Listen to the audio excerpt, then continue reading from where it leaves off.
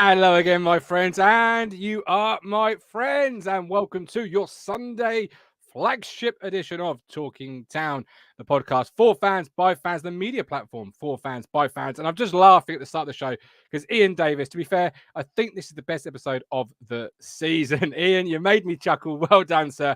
How are we all then? So, as an adult, life is one continuous kick in the nuts. So we look to our football team to make life just a little bit better. And of course, they did yesterday. A 5-goal thriller, 2 penalties in one game, all for the same team. It's not often. In fact, I'd like to see a stat when the last time that actually happened. Were they penalties for you? Obviously, the referee, they were both given. They were both converted by Colby Bishop. Cruncher did warn us about bashing that Bishop on Friday evening, but he converted 2. But, boys, they will not be denied. And again, they came back. Wesley Burns getting his goal. And if you've not seen it's a Portsmouth vlog. I don't know who it is by, so I apologise for not plugging you. But it's almost kind of sweet because the cross gets a little rip of applause, and then it ends up in their net. And it made me laugh anyway. It made me quite happy. But here we are. We're live on a Sunday afternoon. For those that are new to the platform, for those that need reminding, for those that are still nursing hangovers, courtesy of celebrating pints and points last night, we will discuss yesterday's game. There'll be a live chat, as you can already see. There'll be a live link to get involved. And if you're watching on catch up, do leave a comment in the YouTube section. Or if you're listening on any audio podcast platform, you'll find us. Leave a 5-star review and let us know how much you love the show. Look at a couple of comments. Early doors, there's lots of them because I was running a little bit late. Apologies. Lewis Robertson, people will say he didn't have his best game because he wasn't spraying passes, but Pompey closed him and Morsey down quickly, and it was a real battle that both Ellie and SM came out on top. Davis, man of the match for Lewis. Carl Brooks, here's one for you. As we've not had a penalty taker this season, who would you put on pens? I love that question. I will keep it towards the back end of the show. I'll ask Cruncher first of all. Who would you put on pens, Mr. Cruncher, when I bring you into the show? Philip Blundell, looking forward to the next 4, hopefully 12 from 12 to come. Positivity, suddenly returning back to the chat. And Oozle has become a new YouTube member. Oozle is leading the way in being the greatest of all time because he's setting the standard. If you like Talking Town, if you get value from Talking Town, become a 5th standard today by either hitting the join button, as Oozle has just done on the YouTube site, or heading to our Ko-Fi page and becoming a 5th standard via that method. Either way, same perks, getting access to a Discord, which is absolutely off the charts. I've still not reviewed Cruncher's Chinese, primarily because it just makes me really, really jealous. The Cruncher, Richard Moss. You're talking utter fucking... Good afternoon, Mr. Moss. How are we, sir? It tasted nice as well when I got home from football last night. I had the leftovers. Did it? Oh, yes. Love a good leftover Chinese. Anyway. It tastes better, don't they? Do you think the second day, Martin, when you... It tasted nice the first time, don't get me wrong, but it did taste nice the second time. I've just had a message from, Budge.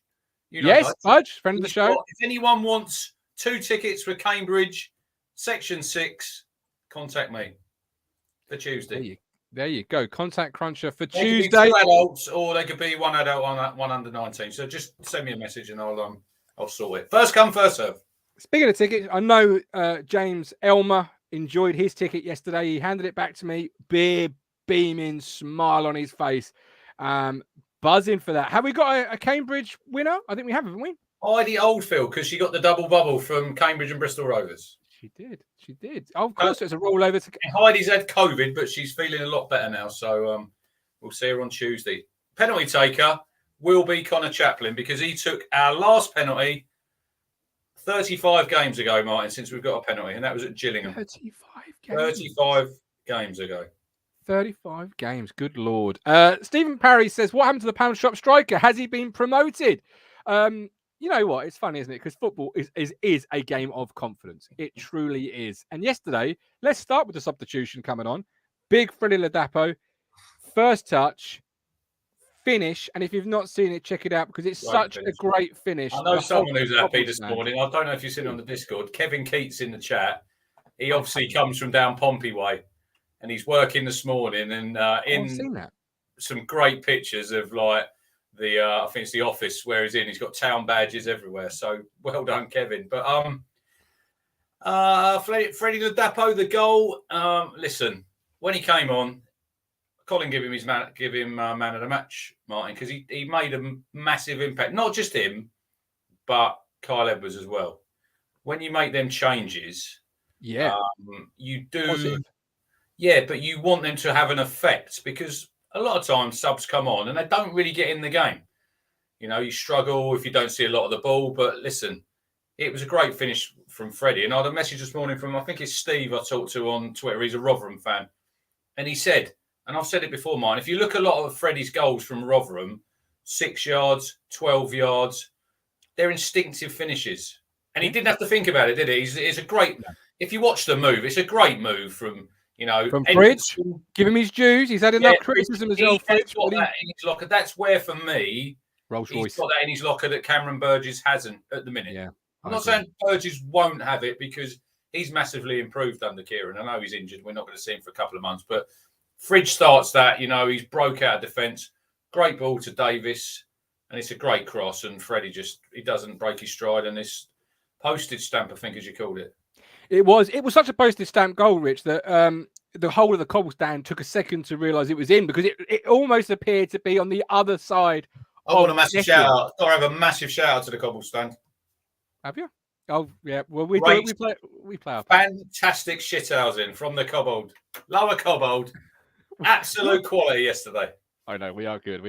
We'll bounce back to that because I do want to sort of highlight it because it is something that's got people talking on social media, and so it's important that we speak about it as the fan platform. But in-game decisions, we've talked about those relentlessly over the last 14 days because they've not been good. Yesterday, they were spot on. Ladapo got his goal, but Edwards equally showed glimpses of stuff that he hasn't shown before. He hasn't come on the pitch previously and done that. Yesterday, he had the ball and he had intent with his runs. He was driving at the fullbacks, causing panic on tired legs. It was interesting what Kieran said post-match. He's had his best 2 weeks of training. So I don't know, Martin. Maybe with certain players, maybe the penny drops. I don't know. I don't know what's happened. Something he's had 2 really positive weeks. It's if you look at Town how he's set up when Harness and Chaplin are playing, they're more inside forwards, I'd call them. Whereas Edwards, when he came on yesterday, he stayed out on that left-hand side, I thought. And he really gave it, I think it was Ogilvie, the right back, 2 or 3 times. He had a great shot as well after that was blocked that went out for a corner. And he just got his tail up. But he's one of these players. And I think, look, this is football in general, Martin. It's a confidence thing. Yeah. It really is. Confidence can come and go just like that. And yesterday, Carl got his tail up. And listen, would it have been his goal? It probably would have been an own goal. Wes is there. He's just nodded it over the line. But that's that little bit of luck as well also, isn't it? That some games we haven't had. But all the good sides, Martin, they say you make your own luck. And we had a little bit yesterday, with that winner. Well, I always say luck is preparation meeting opportunity. And we are the most prepared side I've certainly ever experienced as an Ipswich Town fan. Confidence is a game of football. That is football. It is confidence. We'll get a couple of comments and we'll come back to a couple of talking points. We'll chew the fat and then we'll drop the link in the live chat. As always, I know Lewis is keen. I know Alex is keen. We'll drop the live link. I want to do about 60 minutes today, Rich, 45, 60 minutes. So it'll be first come, first served, 3 or 4 people. If you don't get on, of course, you are more than welcome to come on tomorrow night show, 8:30 live. Lee Ladapo came on like he was JJ's dad, showed how to be a presence and out-muscled their back line. Norman, Frid seems to finally get over his ankle injury. Stephen, we won't dispute you enough decisions, what you've been banging about. Do what we can control. Yeah. We will talk about that in a second. Ian Davis, the Don Ball substitution was also very important. Yeah. Not as obvious the impact, but an intelligent and important switch. Yeah, it was because it allowed Morsey to actually go and be a presser and actually go and press the back line. Them last 10 minutes, he was really pressing Morsey. He was the highest up the pitch a lot of the time. But that's what the Don Ball substitution allowed. Yeah. It released Morsey to go and beat. Could you see us starting a game like that? I wouldn't want to. It reminds me of they're nowhere near the quality, of course, but it reminds me of a Douglas Hyman excuse. It's no one wants to start a home game with three central midfield players. Away on the road, maybe certain places. But then, as I've always said, what abundance of riches in attacking options are you leaving out for? All by and large, 3 could be CDMs. Yeah, because Morsey's obviously changed his game since Kieran's come here. Yeah. No, he's got a little bit more in his locker. I know Mike doesn't like it and he thinks he should just be do his job. But then, listen, we got Panucci Kamara to come. Absolutely. So, there you go. That's an exciting prospect ahead. Here's a side question for you, because I've mentioned them. Which 3 are better? Because obviously the 3 I've mentioned, liking them too, played in the league above. So, which 3? Douglas Hyman. It's a hard one because I know it is. I've got down here. So going back to after the game when Kieran, we're probably going to come into his comments. Oh yes, fake kindness. Yeah, about fake kindness, and he said about the stat about if you look, you'd be quite surprised at the amount of championship games that Pompey have played with their players, Martin, compared to us. And I had a look, and it's Sam Morsey 146, Lee Evans 120. Now Luke Heim, I think, played about 150 games for Town. Scoose played over 200. Douglas played 1 season. Look, too many. yeah. But you've got to look at the division that they played in and the division that we're playing in at the minute. So, fair point. Max Pitchford, really good result. I called Ipswich flat track bullies last week. I'm thrilled they proved me wrong. Carl Brooks Edwards has all the ability in the world. He goes past players for fun, a bit of coaching. I'm around him. I have every confidence in the lad to do wonders. Norman Ball was also heading the ball against their strikers and allowed our central defenders to drop back. It was a really good substitution. Lee, this squad now actually plays with passion. Grabbing the game by the balls is great to see. In recent years, when we went 2-2, heads would have dropped. John, really? Go on. Can I just touch on that? So I've wrote down, I've got 4 words. Mentality, totally different. Resilience. We've got a lot of resilience now, Martin, and Kieran uses that word quite a lot. Commitment, which to me is a given anyway with football. You should have commitment when you're going out on that pitch. And the desire, because yesterday we've had to win that game 3 times. We're leading. Then we give away the first penalty. Then we're leading. We're thinking, look, we've got that 2-1. We're all the crowd were up. You know how the North Stand was up. And then literally 5 minutes later, it was like somebody put a pin in your balloon, wasn't it? And it's like, fuck, here we go again. But to come back again, literally straight from the kickoff, it showed to me that it's a totally different animal, this Ipswich Town under Kieran McKenna. And I didn't think we played. First half hour, I thought we played quite well yesterday until the penalty. I didn't think we played great second half, but you still got to dig them results out, And under previous managers, we wouldn't have won that game yesterday, Martin. No way. Possibly not. No. Great words there: mentality, resilience, commitment, desire.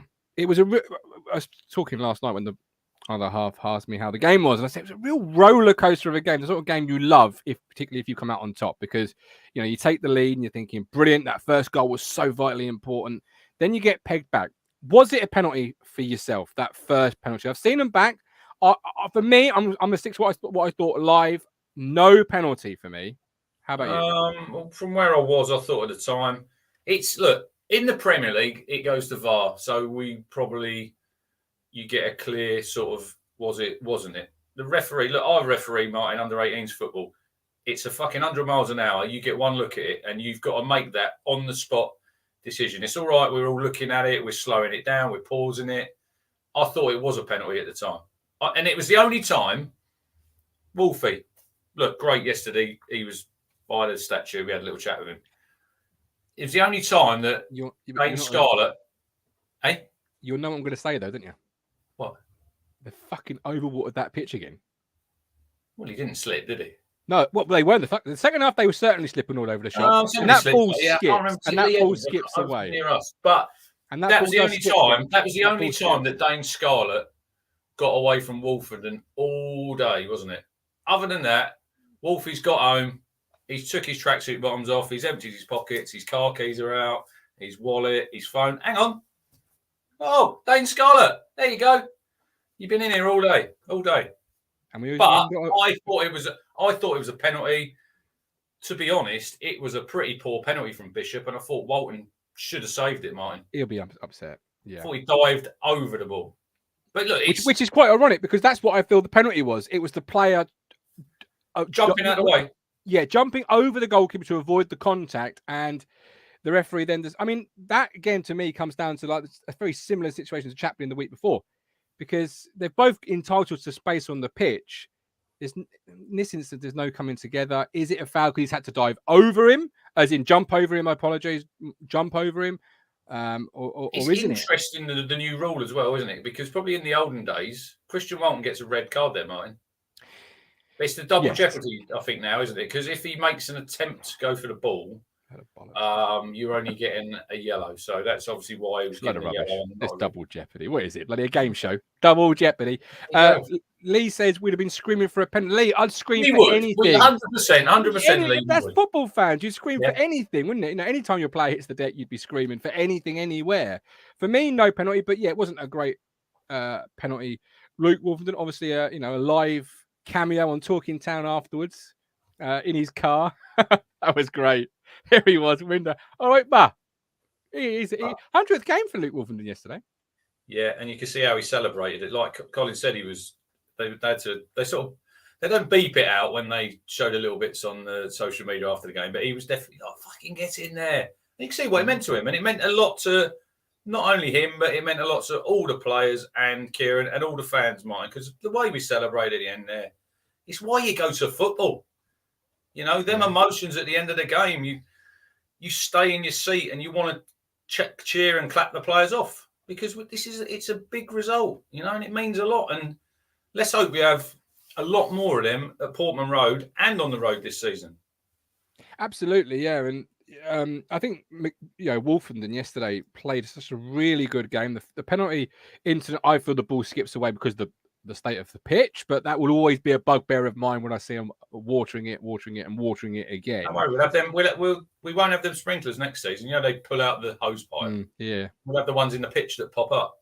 I mean, it's probably an instruction because we want to play football, on the ground, and it helps that tactical way of playing. But Wolfenden, back to him, great game, solid, again, commanding. But he is a real testament to McKenna, because when McKenna came in, if you remember back to that window, I think many Town fans would have wanted a centre half brought in because we were perhaps looking at those options. Some weren't keen on Wolfie back then. Some weren't keen on the options alongside him, whatever it may have been, whichever point of view you may have had. But this is a player now that seemingly is just getting better and better and better under the tutelage of McKenna. And this is one player you can certainly circle in a big red biro as having got better because of the manager. Yeah, it's that trust, though. It's the trust that the manager has in him. And absolutely. He believes in him. And if you've got someone being negative and like you're in and out the side, like obviously when Cook was there, he was started the season, didn't he? And then he was out, and he was out in the wilderness. And if I think it was an interview I heard, I think it was East England done with him, Martin. It was like his girlfriend had to get him out of bed. He didn't want to go training, Mm-hmm. Now, I didn't read that. Now he'll be up early. He'll be chomping at the bit to get to the training ground and learning every single day. It's interesting when you hear about Burgess, obviously injured at the minute. What Kieran had said about him, it's not just on the pitch he's learning. They're in the classroom. They're obviously studying videos and all that. And Wolfenden, look, he's a credit to himself because he could have easily thought, right, my time's up at Town, I'm out the door. But he's not. He's played 100 games and here's to the next 100, Martin. Hopefully it'll be in a higher division. Yeah. And then it went 2-1, and I'm thinking that second goal is vital. We're back in the lead. This is it. We're going to go on and win the game. Yeah. The second goal, obviously we just spoke about Big Freddie, and then they equalise again. Second penalty. I missed it. I've seen it back. I missed it live because I had a text from Alex Wilson. And I was just replying to Alex because it was a throw 1 minute. So I just quickly fired a reply to Alex. Look, no danger at all, was there really? A throw in on the left-hand side, you think, nothing happening there. For me, more of a penalty than the first one. How do you see it? I think it's a definite penalty. I think it's soft, but it's a foul. It's clumsy, Anywhere else, isn't it? yeah, it's clumsy because Morsey's gone to clear the ball, and he's literally. I'm not sure what the Pompey player was. He's just nicked the ball ahead of him, and he's just kicked him. He's just kicked him, Martin, and it's a foul, isn't it? It is. Yeah, it is. No, it's a foul, and we've given them another opportunity to get back. And they take it. A much better penalty from Bishop this time. 2-2, and at 2-2, I'm like, they just won't go away. This lot won't die. This lot and Danny Cowley just won't piss off back to Portsmouth having been beaten. And then all of a sudden, it feels like literally seconds after they've scored. I think I see it in the chat there earlier. I think it was 29 seconds from the 29 kickoff. seconds. We go from on the floor thinking, this lot won't piss off, to suddenly jubilation. And then suddenly you reverse it and think, they won't disappear, but we won't be denied. We have got the resiliency, the determination, the commitment, the mentality, all those things you just mentioned to win a game against a top side. Yeah, because if we'd have come out there at 10-5, we'd have been really deflated, wouldn't we? Because it'd have been another game that, when you look at the stats, they had 3 shots on target, Martin. 2 of them were a penalty. The other one was Marlon Pack's free kick in the second half. Other than that, they've created nothing. You know, we've given them a helping hand, haven't we? The 2 goals they've got have come from our mistakes, you know? Yeah, for sure. So it did show that, because the players could have been, here we go again, you know? But we did, like I say, we got Edwards, great run. Freddie Ladapo plays a big part in that goal again, holds the ball up, lays it off. But it is that little slice of luck that you do need. You know, Edwards it's a tackle, and it's just literally wiped the goalie out. The goalie's got no chance. Absolutely no chance. It was Ipswich Town pictures that go hard. I've sent you it on WhatsApp. I've just seen the WhatsApp. Yeah, and they were like little, brilliant. Yeah, and they're like, oh, you can hear it, and you think it's a little ripple of applause as they think. Credit to Portsmouth fans yesterday. Listen, no trains on, Martin.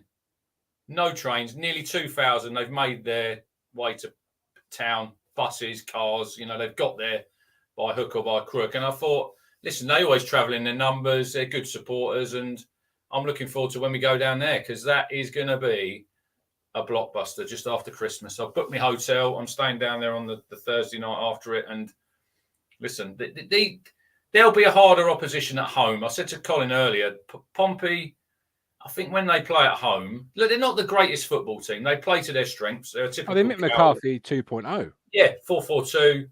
You know, get it forward, long throws, percentage pieces. But when you go down to Fratton Park, it'll be hard down there because their fans, they back them all the way. And I don't think they'll lose a lot of games at home.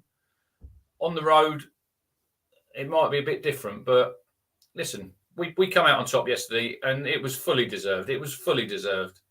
You know, I know Cowley said after the game he thought, they could have got a draw, but they didn't deserve it. They didn't deserve anything. No, they didn't. And before we bring in other fans of ITFC to have their say on their platform, Totally Unfiltered, I want to just pick up on an article that Stuart Watson penned for the East Anglian Daily Times. A great read. If you've not read it, do check it out. Where the quote, obviously from McKenna, comes in: "It's a false kindness designed to trap and trick this football club." What were your thoughts on those post-game comments and sort of, you know, the one I've just mentioned there? People will want to downplay their own club to justify styles of play and approaches to games. We need to be above that. Listen, I think we discussed this on Friday. It's just mind games, Martin. It's nothing new. Nothing new. It's been going on for years. But Kieran's a real articulate, intelligent individual, and like, we all, as fans, we should be massively proud that we've got a manager like him. I watched yesterday, like where I sit is right near the away dugout. The carry-on that them two all fucking game. Nicky Cowley whistling. If he's got a fucking dog, yeah, fine. But shut the fuck up. I'm trying to watch a fucking football game here. But Kieran and Martin Pert, they're class. They're class individuals. Look, they come from non-league, Cowleys. You wanted Cowley when Cook was on the way out. Listen, they're the type of people. if they're your football club manager, I think you'd love them. You're all for, oh, Danny Cowley, please, Danny Cowley. I think you'd like him if they were your manager. But no, I think you would. I think you would. They've turned Portsmouth around. Look, they've done a really good job there so far. They have, to be fair, they have. Yeah. But yeah, getting back to Kieran, he's a class individual, Martin, and long may he stay at Ipswich Town because he's doing really well. He's measured with what he says, and I love the guy. I think look, we're very lucky that we've got him, haven't we? Mm. The prodigy versus the PE teacher. That was what it was yesterday. We have to, as fans, just truly hope the club moves fast enough to go with him because he is going places. It's just whether or not we can be together hand in hand, or whether Cowley, like Ben Moore says there, I wanted him before Cook. Yeah, I did. And who knows if he'd have come in, what job he would have done. He'd done a fine job, an absolutely fine job. We could have had Graham Potter. We could have had Frank Lampard. They didn't come, did they?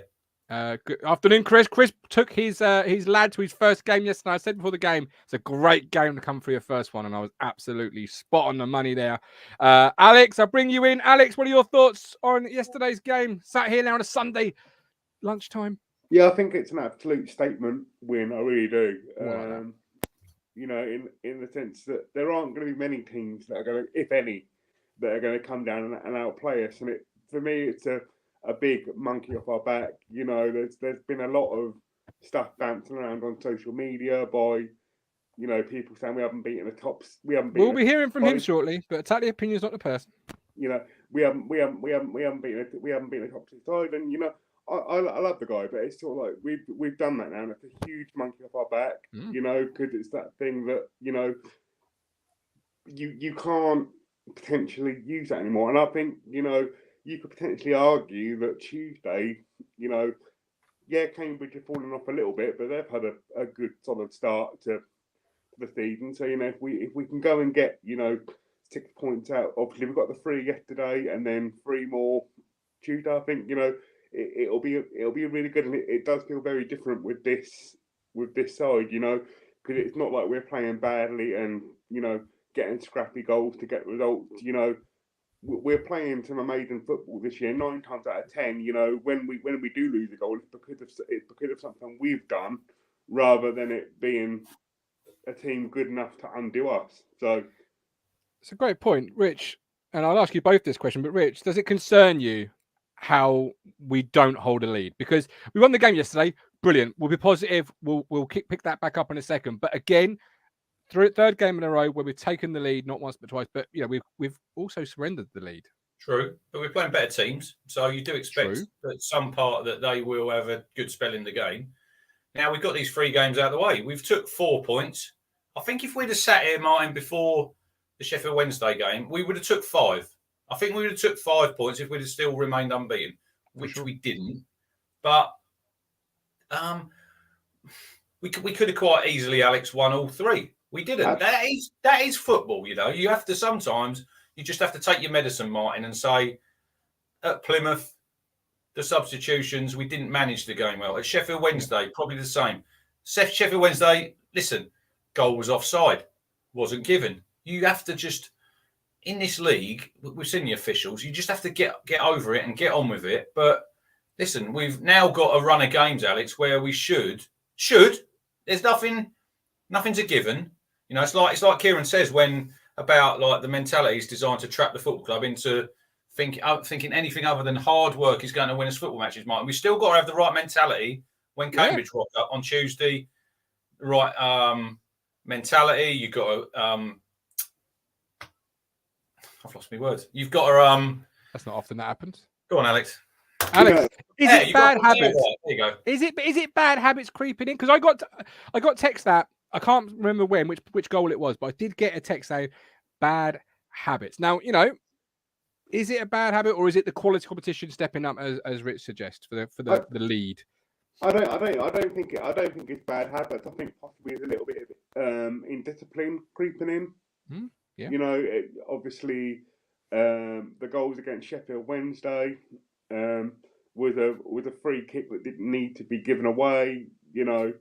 And it's sort of like, if we don't get the decision, get up and get going, you know, rather than just fall up, you know, try and get something that you obviously the ref's not gonna give. And I think it potentially is a little bit of luck as well, because someone raised a good point to me pre-game yesterday. The Sheffield Wednesday equaliser. Because obviously there'd been some incidents, shall we say, during that game with stuff getting thrown on the pitch, and and you maybe think, had that not happened, what would they have called that second goal offside? Was it a little bit of self-preservation from the? We can't. Yeah, we can't. You can't for sure say yes or no either way. That's an intangible. I do agree with Alex there a little bit. If you're a linesman and there's stuff being thrown on the pitch, and it's happened 3 times, Alex, and then it's a close offside, and you've got the opposition fans behind you, you're probably going to think human nature, thinking. Well, yeah, but you can't say for sure. Corn on the back of my head. No, but you can't say for sure either. What I would say is, as a football fan, it seems to be forgotten about. Like, what's actually happening with that? Because I would have expected some action, some fierce come down action quicker. But then maybe I'm expecting different, things in an unrealistic timeline. But that's gone. Yeah, that's gone. We got the point. We should have got all 3. We didn't. 4 from 9 is the stat. You mentioned yesterday it's a good return. I'll bring in the person you referenced a second ago, the fisherman. Here he is. 4 from 9. You'd have taken that, wouldn't you, 2 weeks ago? 4 from 9? Yeah, 4 from 9. Plymouth, Wednesday, and Portsmouth. You're about 4 points from 9, yeah? 4 points from 9. 4 from 9. Look at his face. He would have done. I've took 5. It's all in hindsight. We're saying it now because the event's happened. Say it before the event. Not after the event. Look, the draw against Sheffield Wednesday, you don't give away a 2-goal lead. I've spoken about this before. You don't give a 2-goal lead. Substitutions cost us that game. Kieran McKenna got it wrong. Plymouth. Again, we needed someone like Don Ball to come on to sturdy our midfield and to shore up our defence and help support the defence again. He got his substitutes wrong. Yesterday, he got them bang on. Absolutely. I mean, we talk about man in the matches, but them decisions to bring them substitutions on at that moment in time, and they were the right substitutions for the right people. And you could see, when I said, like, on Twitter, and I said, look, that was a must-win game. It was a must-win game. And you could see that by the reaction of the managers and the players at the end. They were buzzing. I mean, Kieran McKenna is a quiet bloke, and I agree. Now, at the end of the day, I'm not always going to agree with every manager's decision. That's just part of being a fan. But he is the best manager we've had since Burley, I say. For the way he handles things, and the way he does things, and the way he comes across. But what I would say is that, he's still learning. Sometimes I think he overthinks things. Let's not try and be too clever with the tactics. This is League One, not the Championship, not Premier League. And yesterday he gave a call on substitutions that were bang on the money. And then when we were 3-2 up, bringing ball on, that was a masterstroke, because that should have happened last week against Plymouth. That should have happened against Sheffield Wednesday. So it's hindsight. I agree with you, Mike.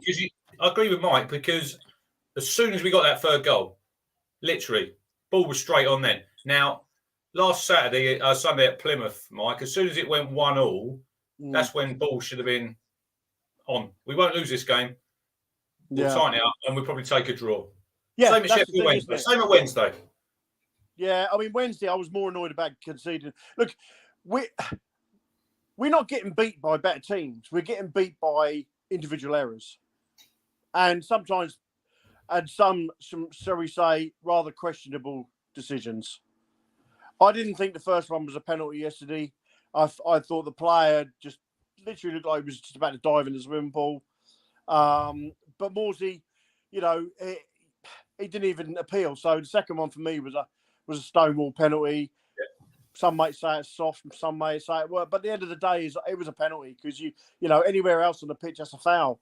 Yeah, 100%. But the goalkeeper, Walton never touched him. I've tried to watch it I've watched it over 10 times now, that first one, and I just genuinely didn't think that was a penalty. But Second one was.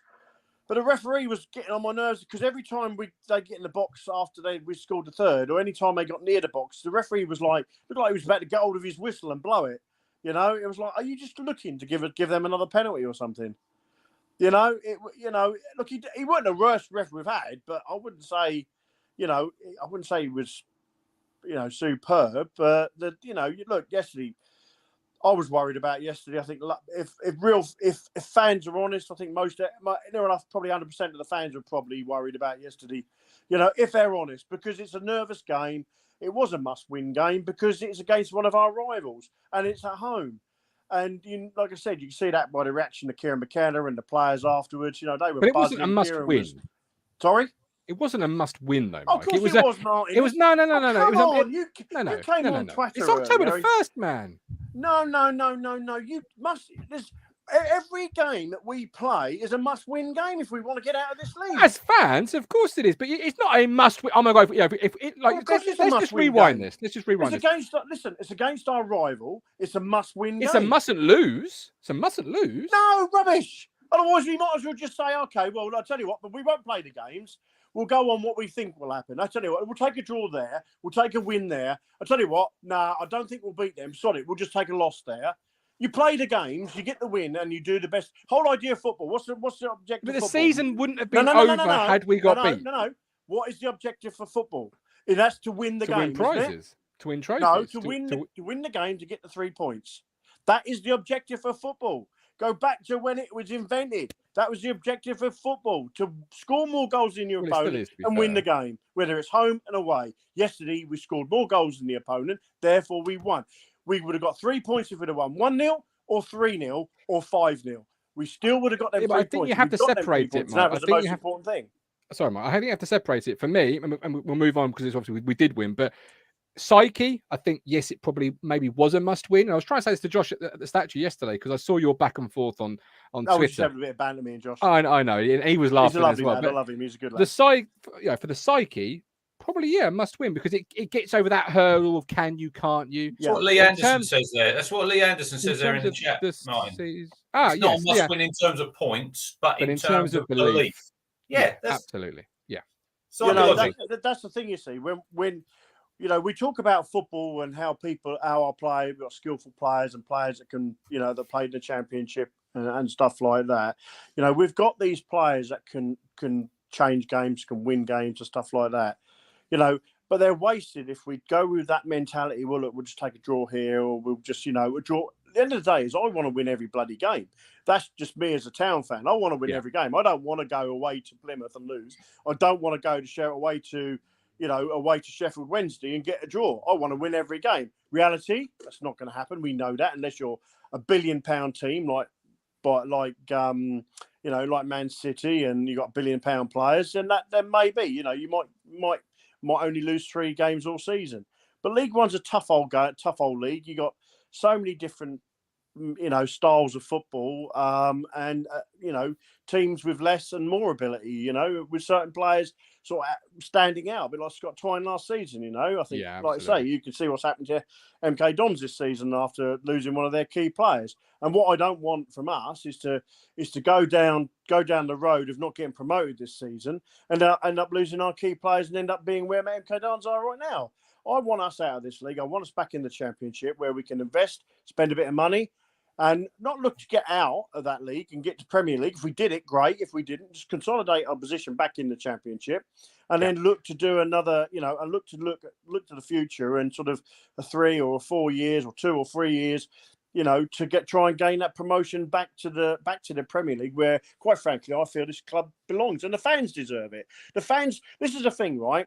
I don't agree. Look, me and some of the fans on Twitter don't get on. But I'll tell you something now. Every one of us would be jumping around, holding hands, if we got to the Premier League and kissing each other. Because that is what Town fans is all about. We might have difference of opinions. We might abuse each other sometimes. But as Town fans, we want to go to the promised land, and that's... And in the Championship, mate. That's the Premier League. Let's just keep our... Yeah, I know. But as a Town fan, you want that course. Goal. The end goal with Ipswich, for me, is to get back in the Premier League. All right, Shane Ward. Nobody. Oh, come on. That was a good one. Completely lost that one. Shane Ward, he was in Corrie, Shane Ward. Do you know Ipswich Town was in Corrie the other week? We lost a League Cup game against Weatherfield County. Even in Soapland, we can't win a cup game. Yeah, we're pouring cups, aren't we? Absolutely terrible. Mike, before I let you go, I'm going to bring in Fred's on fire, then Stephen, and if we get time, Colin. But I know Colin will be there tomorrow night because he's a diehard, committed Talking Towner.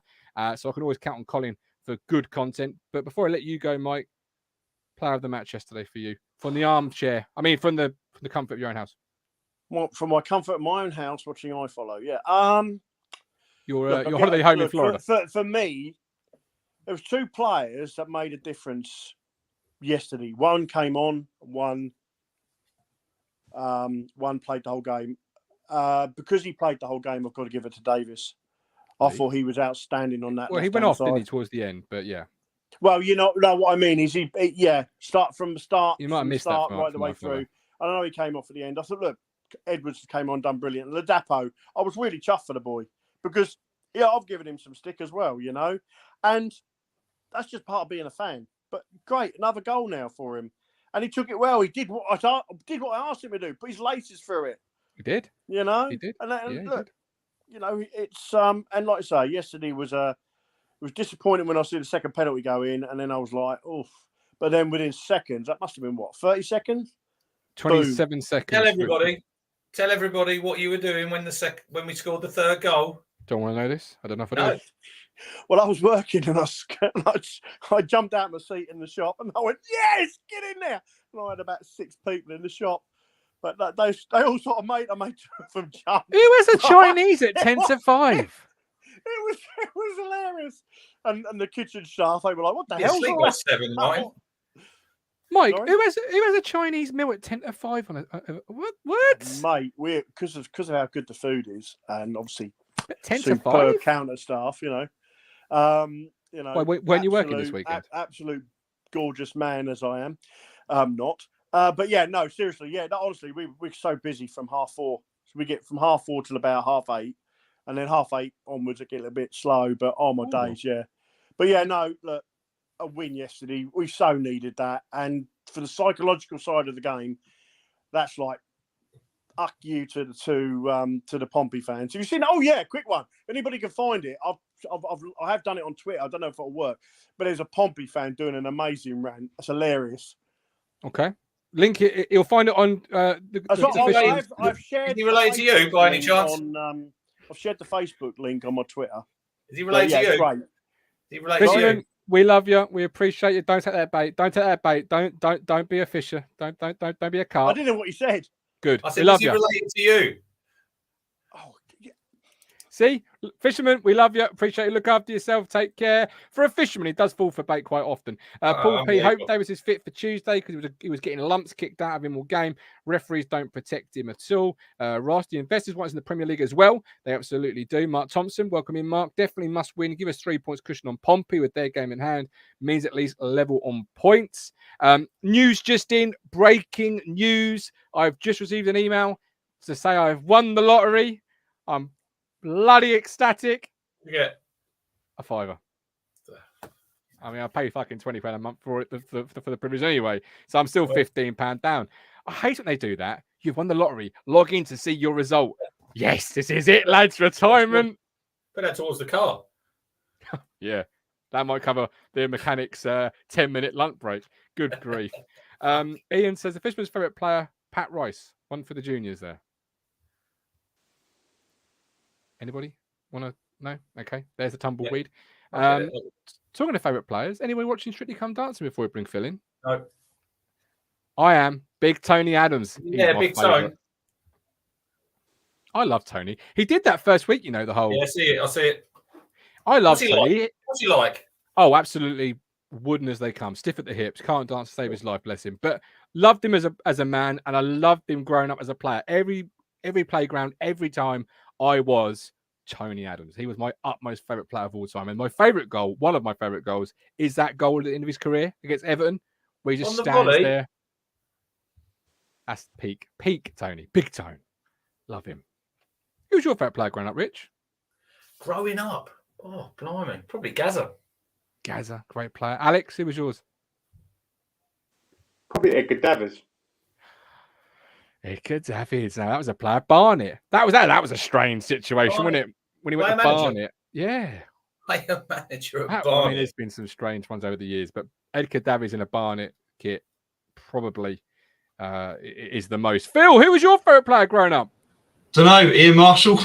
Ian Marshall. You can see some Ian Marshall content on this platform. We recorded it at the barn. It was fantastic. Give it a good listen.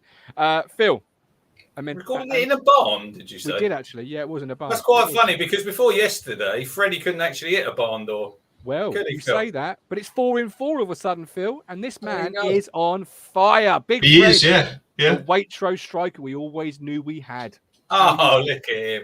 Hey, he's my player of the year shout. So don't be coming on. I'm driving the Freddie Ladapo bandwagon, mate. You jump on the back. I'm driving it.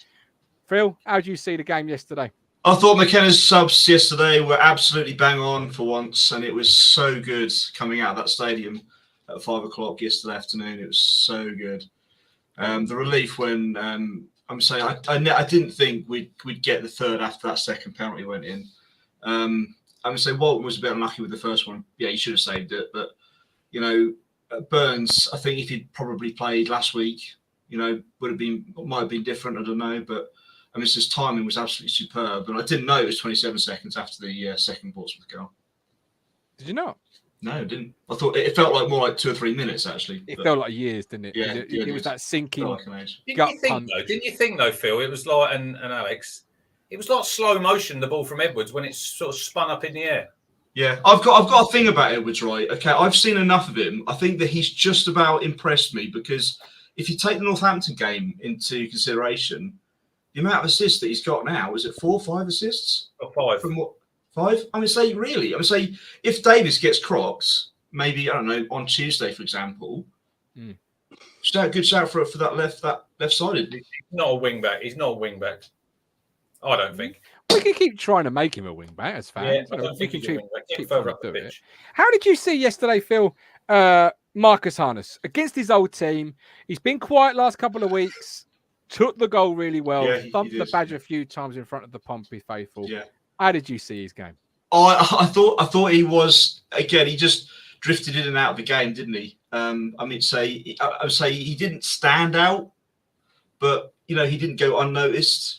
For obvious reasons, but I would say he took his goal very well, and I would say he came over to kind of celebrate on the Pompey away section side, and thinking, oh God, is this going to kick off a little bit?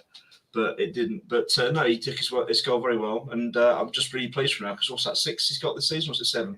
Yeah, 6. Yeah, 6. Yeah. Yeah, and Richard's getting squeaky about his little bet with Richard Chandler. 2 shirts Chandler. The only thing that disappointed me with Harness is he should have done a knee slide with his fingers in the ears right in front of them. That's what he should have done because they were giving him some stick. We want no more players with fingers in their ears, please. We had that a couple of years ago. We don't want any more of that. Different. He took it well, though. He was never missing that when he went through, guys. He was never, ever missing. I thought Burns should have had one first half. Did? Okay. When?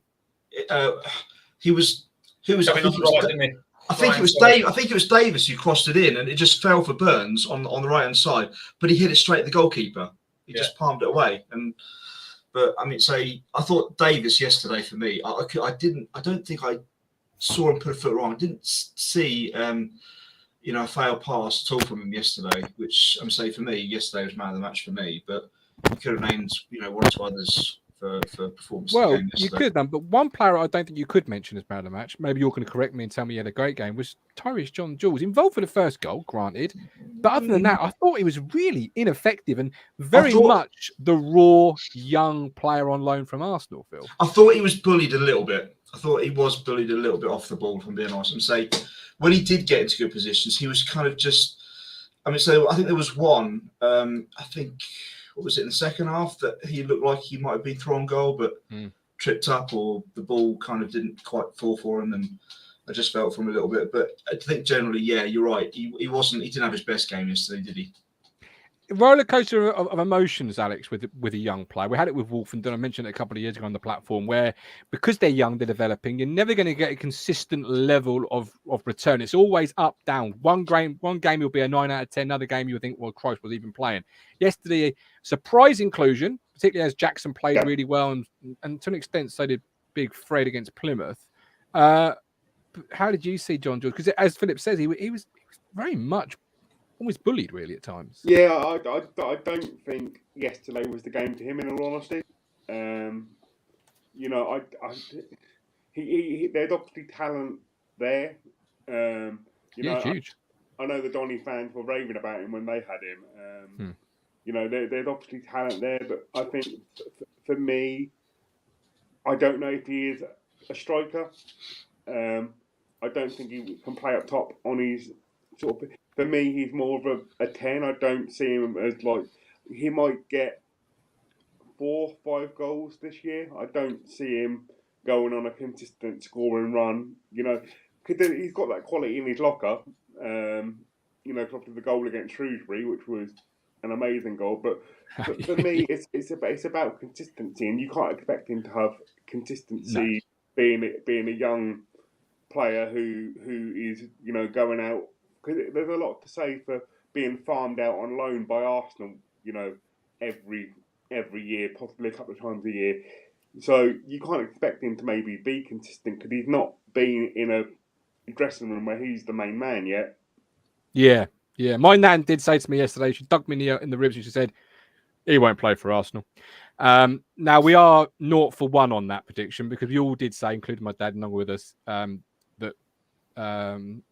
the wing-back who was on loan here from Arsenal, Ainsley Maitland-Niles, he won't play either. But he now is a firm fixture, or was, in the Arsenal first team. So maybe there is hope for TJJ. Alex, before I let you go, you are wearing some fine merchandise there, which you can get at shop.talkingtown.co.uk. Links on the screen there. How warm is that hoodie? Tell the people at home just how warm that hoodie is. It is incredibly warm. It is always wearing it, and it's been on it's been on ITFC promotional material as well because it was worn and seen in a goal we scored last year, I believe. There you go. And Alex, he looks great in it. He's warm in it.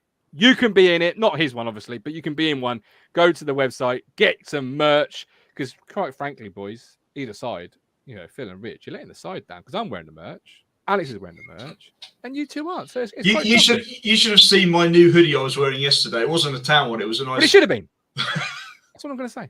Because then you might. I'm not really a hoodie type person, but yesterday was different. What hoodie was it yesterday? It was a designer one that I bought online for about 40 quid. Are you calling my stuff not designer? I'll have you know. I'll have you know, fella. All right. Alex, we love you. We appreciate you. Look after yourself. All the best. Stephen, I'll bring you in. Keep filling for a second and a little bit longer. How did you see the game yesterday from your perspective in your holiday home in Frankfurt? Well, it was like... Phil, Steve, sorry, in the dark, mate. Are you... Is this a new camera? I know it's October the 1st and rates have gone up, but... Yeah, the wife's old laptop died, so I bought a new camera, and it's not plugging into this, so I have to use hers for time being. I'm buying a new one end of month, so I'm going to get one with a bit better specs so that it fits my camera in. So it's like dating in the dark, isn't it, Steve? Well, I've got my blinds shut because people keep looking through my windows. Oh, you don't want that, yeah. Like, heads off. This isn't Truman Show. But anyway, getting back to the game. We've played some good games. Every single game we've played well. Yeah. Yeah. I don't actually think that we deserve to lose any of them based on the way we played. We've lost, as Crunchy keeps saying, through fine margins, or we've drawn through fine margins. Giving referees decisions to make that you don't need to give them. Don't let them make a decision. They won't give anything. And sometimes it's just that little bit of slow thinking. If they were a bit quicker in making decisions, is this player going to do anything with this ball? Like Burns last week, is this player going to do anything with this ball? Then there's no need for me to commit. And I think people, they're just being a little bit slow in their thinking, and they're not reading the game as well as they could do. That's workable. You can work on that.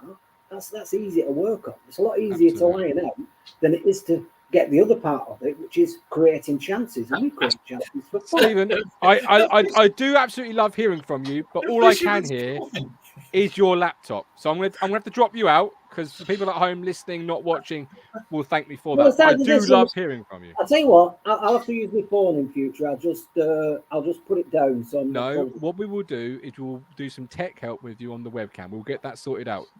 We will find a time where me and you can do something, and we'll get that sorted out. But until then, look after yourself, Phil. Before I bring Colin in, yeah, I know. For those listening on audio platforms, I do apologise. That was Mr. Perry, the voice of reason, and his fan, as the fisherman says. Jesus, I can hear that laptop from here.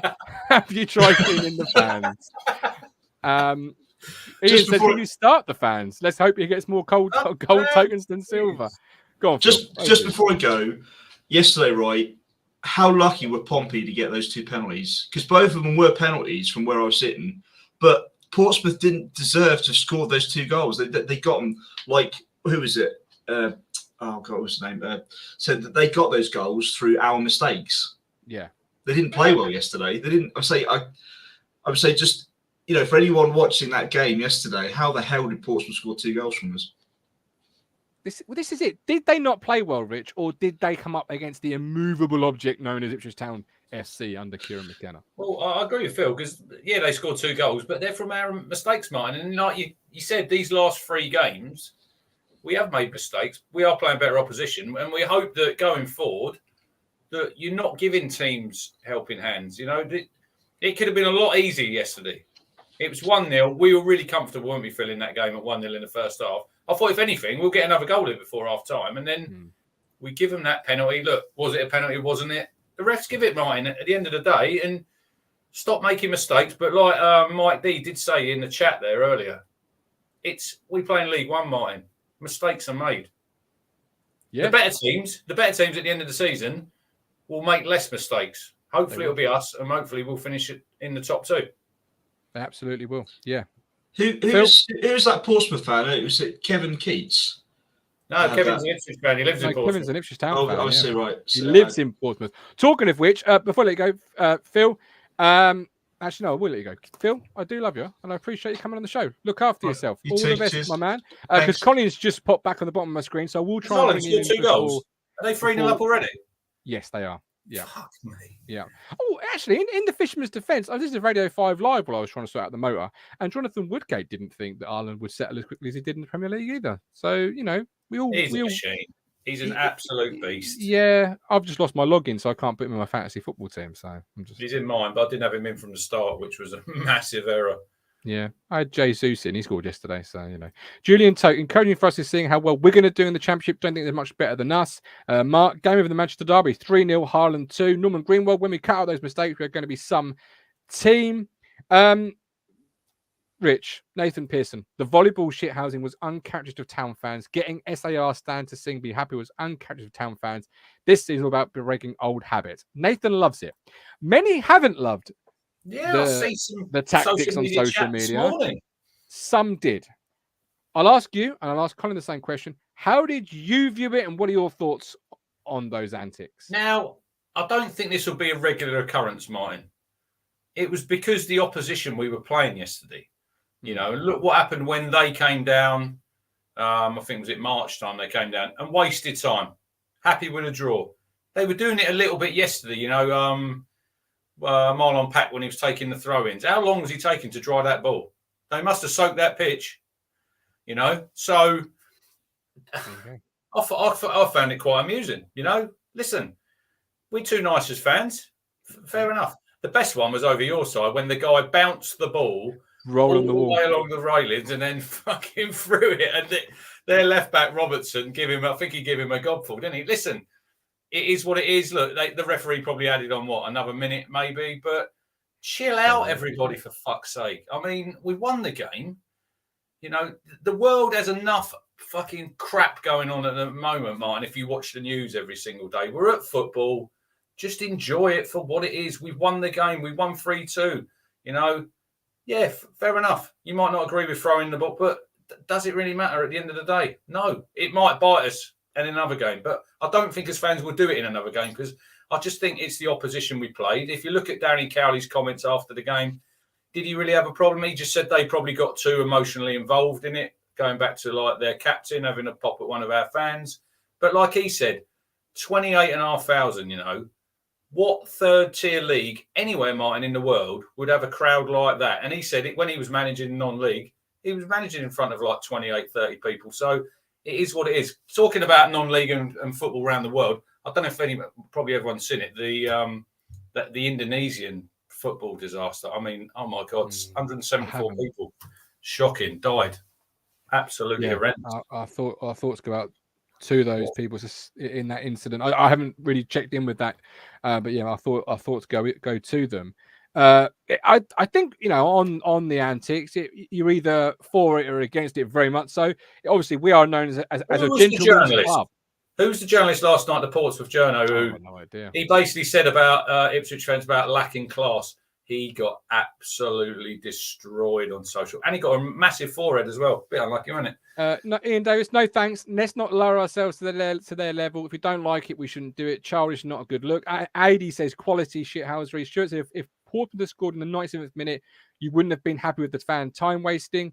Would the club get a fine? Don't know, Lee Anderson. No. Depends what they're. Well, you know, I don't think it's failure to control. Well, not giving the ball back. No, you didn't get fined by that. When they brought the 5 subs in, they also brought in the multi-ball system. So Kieran said that, and I think Danny Kelly said it. That if you have a multi-ball, that stops that immediately. But you've got to see it multi-balls because when they brought the 5 subs in, one of the other rules they brought in was the available use of a multi-ball. Don't use that.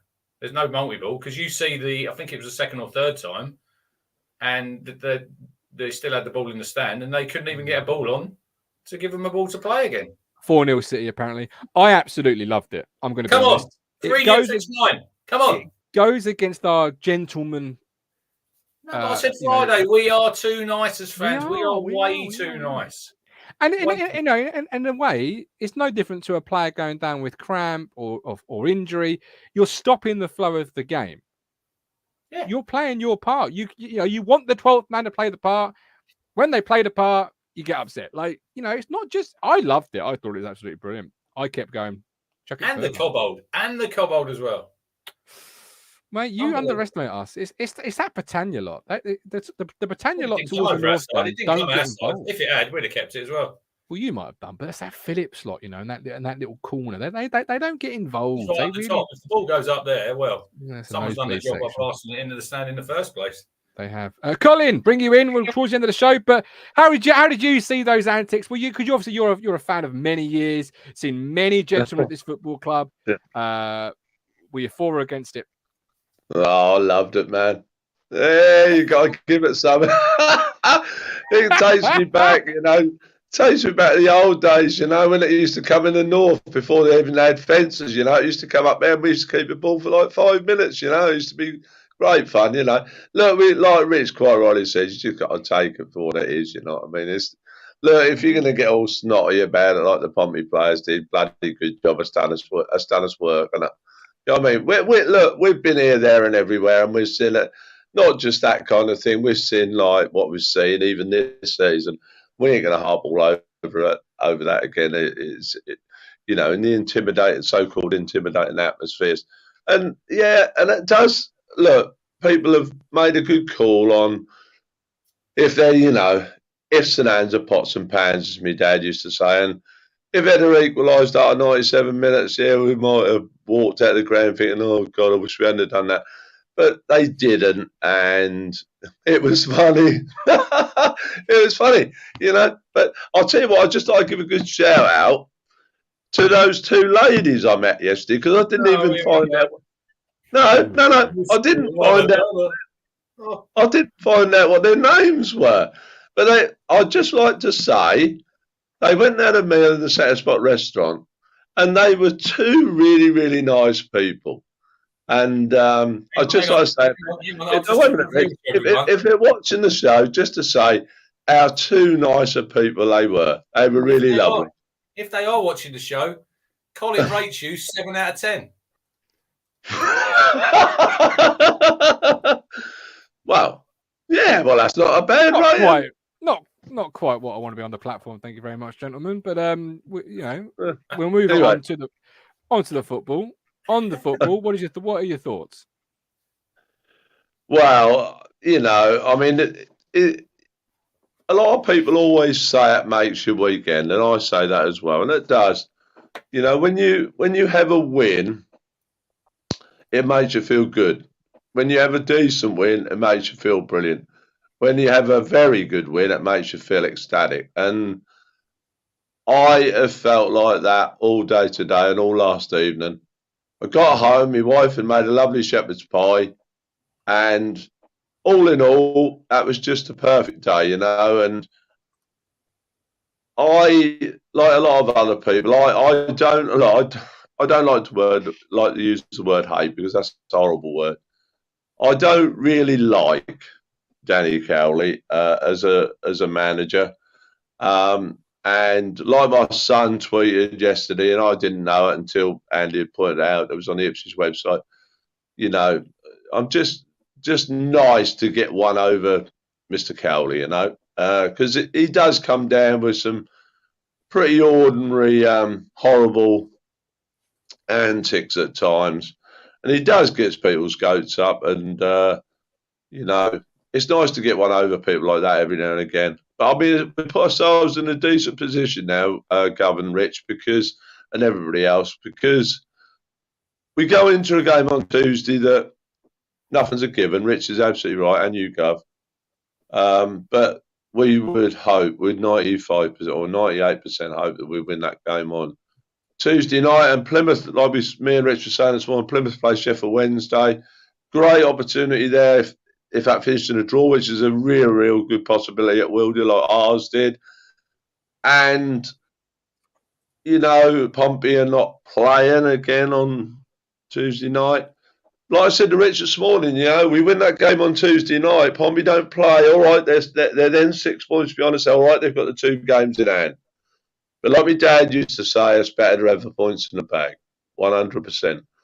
And they then start doing although they've got the games in hand, I like to say to you, Gov, they then start doing the catching like we tried to do last year. And it gets to a point, it isn't obviously nowhere near that point at the moment, but it gets to that point, you know, you get Christmas come around, and then you get into January, FA Cup's about a lot earlier for us, I know. But, you know, you get the winter months come about, and that catching up starts to get a little bit more difficult, Gov, doesn't it? You know? Yeah. You know, so we can put that little bit of distance between us, and that maybe that 4th or 5th going into the new year. We've got to say this, Gov, because everybody's on a high today, and this is a time to say it. Rich I saw his eyes. He looked at me yesterday, and after the game yesterday, and he said, "You said 19, didn't you, Carl?" I saw your eyes, Rich. And his eyes said to me, "Do you know what? I think you could be right." You know, we've got games coming up now. Nothing's given, but we should be getting a good haul of points here in the next 6 or 7 games. And, you know, that'll take us like into November kind of time. And you know, the sky's the limit for this club. I mean, we should not fear absolutely anybody in this league anymore. You know, because we've got that monkey off our backs now, and you know, we've drawn with Bolton, we've drawn with Sheffield Wednesday away, we've drawn with Barnsley, we've beat Pompey. All right, we lost to Plymouth in a game that we could have drawn or won. So I mean, let's just say to each other, you know, we're not doing too bad. In fact, we're doing very, very well, Mr. McKenna. Thank you very much. Yeah, absolutely. Before we leave, any final thoughts from you, Rich? No, I think Collins, he's nailed it there. I know, look, nothing, when you look at the fixtures on paper, it does look like, I think Derby will be a tough game at home. You know, Paul Warne, he's got a good record against us, Colin, you know, from his days at Rotherham, but there shouldn't be anything to fear. You know, when teams are coming to Portman Road, we have to make it that fortress, Martin. And we have to put these teams to the sword. I think there was a comment in the chat a while back. Someone's going to get a hiding sooner or later from this team. When it all clicks, you know, it clicked yesterday for the first half, and then going back to John Jules quickly before we finish. I don't think it was only him the second half, Martin. I thought Harness and Chaplin sort of went out of the game as well a little bit. Yeah. But I still see Tyrese John Jules as a sub, if I'm honest. Kieran probably thinks differently. I think Freddie, when the teams were announced yesterday, he could probably think I'm a little bit hard done by. You know, I scored against Arsenal, I scored against Plymouth last week, and now I'm back on the bench. But he's come on, he scored that goal. I'd expect him to start Tuesday. I would against Cambridge. Will there be any other changes? I don't think so. He might make the odd tweak here and there, but I wouldn't see no wholesale changes. But like I said, 4 players yesterday. Ladapo for his goal. George Edmondson, who's come in for a bit of criticism, which I think is pretty unfair, if I'm honest. Yeah. Wes Burns, yesterday, I thought he was back to not quite his best, somewhere near his best. And Leif Davis, he was my man of the match. And did you know, Martin, the 2 wing-backs yesterday, Davis and Wes Burns, they ran nearly 12k each in that game. So that shows that they get up and down that line.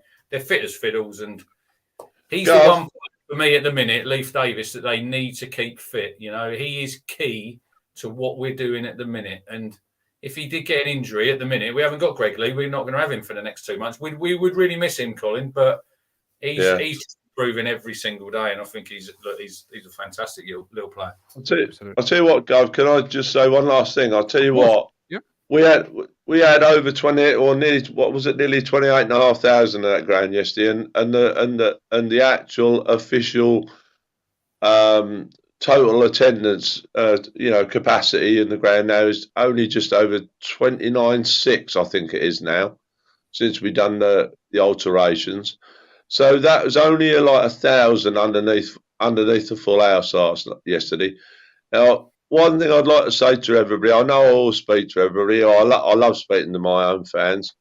You was an absolute credit. I mean, taking away the fact that we was messing about with the ball, you was an absolute credit to yourselves yesterday, everybody, including myself. And I'll tell you what, it was bouncing in that ground yesterday, and I know, Rich knows, Gov knows, and everybody who's been for the last however many years knows that when that ground is getting towards full, and when we're all together, we can make that as intimidating as anywhere in this country. Alex Ferguson said it once when famously Fabian Wilner scored. There was 23,000 at that ground that night, and Alex said it sounded like 35,000.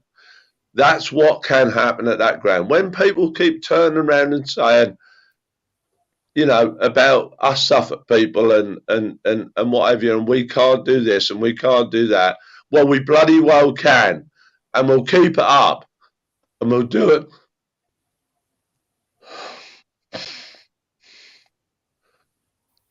And we'll do it again and again and again until we get this football club where they bloody well should be. And the next game, when we play Cambridge, let's raise the roof again. And then when we play Derby, Lincoln and Derby, with the pack out Portman Road, let's do it again. Let's just keep raising this roof and keep getting these points. And like I said to Wolfie yesterday, I'll tell you, mate, we're Suffolk through and through. We've got the club at heart. And I'll tell you, the more times I keep seeing Wolfie and Kieran come down there, as animated as they were yesterday, the better. And I'll tell you, this club is only going one way, and that's upwards. And we will finish up. I will say it right now. I say it every week. This club will get promoted.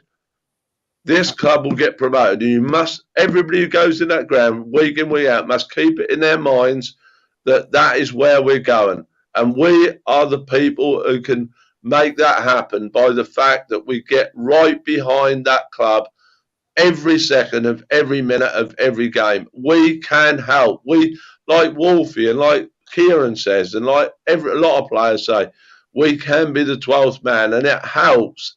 It helps. So on Tuesday night, them Cambridge fans, like Rich knows, they get behind their side when they get away from home. They'll bring 18 and 1900 and they'll be singing like hell. But I'll tell you what, so were Pompey yesterday.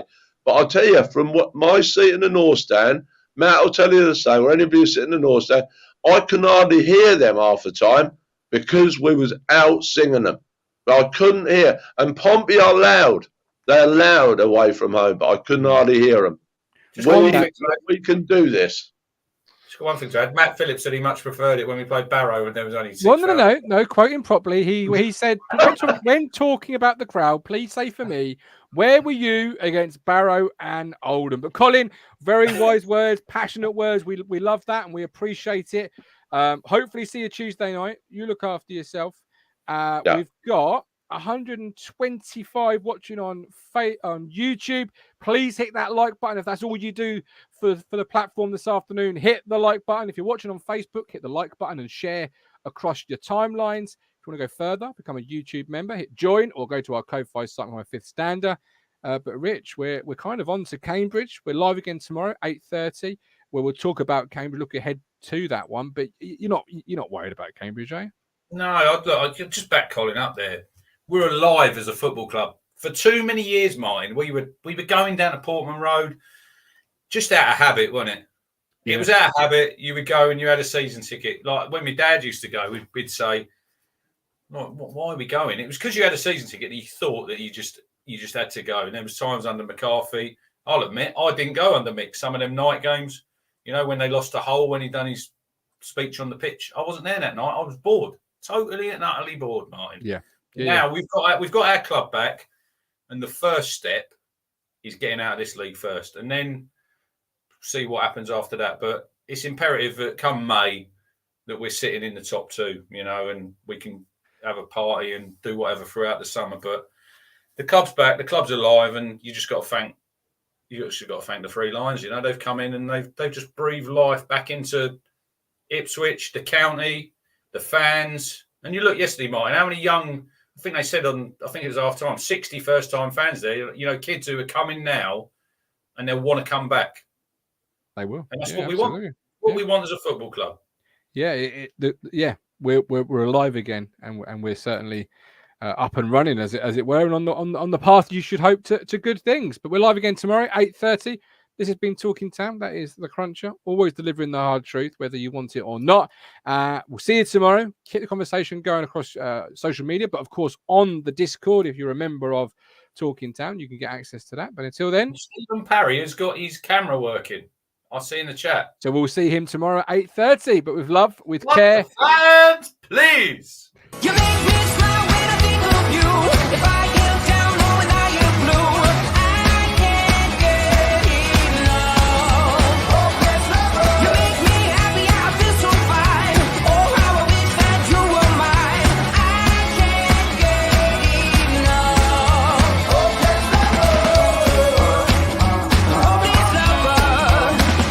I woke up all soaked in sweat, weird chills running down my neck. I felt went crazy from just the thought of you. A long